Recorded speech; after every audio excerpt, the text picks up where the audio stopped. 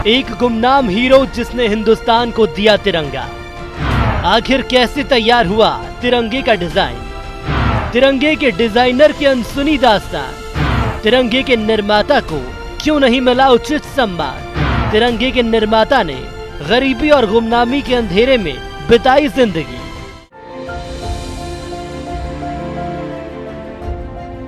यह है दुनिया का सबसे बड़ा लोकतांत्रिक देश का तिरंगा और यह है भारत की शान, तिरंगे का निर्माण करने वाले पिंगली वेंकैया। अब सवाल यह है कि आखिर पिंगली वेंकैया कौन थे? पिंगली आंध्र प्रदेश में मछलीपत्तनम के निकट एक गांव के रहने वाले थे। उनका जन्म 2 अगस्त 1876 को आंध्र प्रदेश के पिंगाली गांव में हुआ। अपने करियर की शुरुआत में उन्होंने सबसे पहले ब्रिटिश आर्मी को ज्वाइन किया।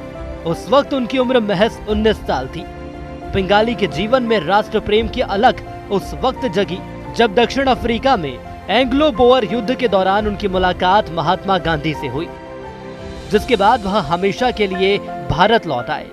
एक सामान्य मुलाकात से शुरू हुआ यह नाता 50 से अधिक वर्षों तक कायम रहा। गांधी जी की प्रेरणा से ही वह स्वतंत्रता संग्राम सेनानी बने। यहाँ यह जानना जरूरी है कि पिंगली ने राष्ट्रीय ध्वज का निर्माण कैसे किया। गांधी जी के निर्देशों के बाद ही उन्होंने तिरंगे झंडे के डिजाइन पर काम करना शुरू किया। उन्होंने 5 वर्षों तक तकरीबन 30 देशों के राष्ट्रीय ध्वज के बारे में गहराई से रिसर्च की। पिंगली वेंकैया ने देश की एकता को दर्शाते हुए भारत के हर रंग को तिरंगे में जगह दी।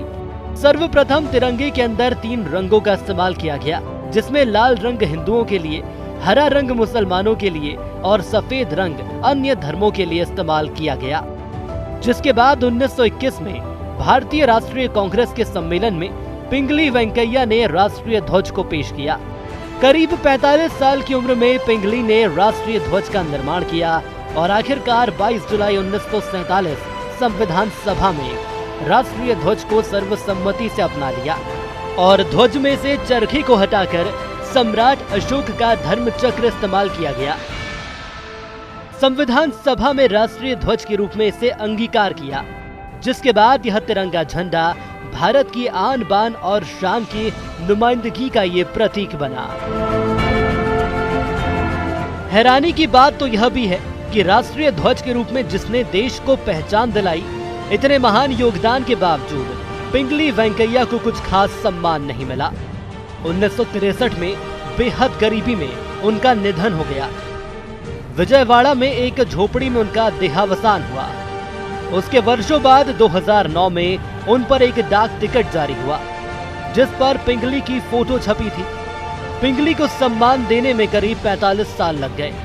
2015 में तत्कालीन शहरी विकास मंत्री वेंकैया नायडू ने विजयवाड़ा के आकाशवाणी केंद्र का नाम बदलकर पिंगली वेंकैया के नाम पर रख दिया और उनकी एक मूर्ति भी स्थापित की। वेंकैया का मानना था कि झंडे के प्रति सभी लोग अपना समर्पण दिखाएं, उसका आदर करें। उनके अनुसार देश के लिए यह जरूरी है कि उसका एक झंडा हो जिसके तले पूरा राष्ट्र एक हो जाए, जो त्याग, शांति और एकता का प्रतीक हो। Bureau report, IND24।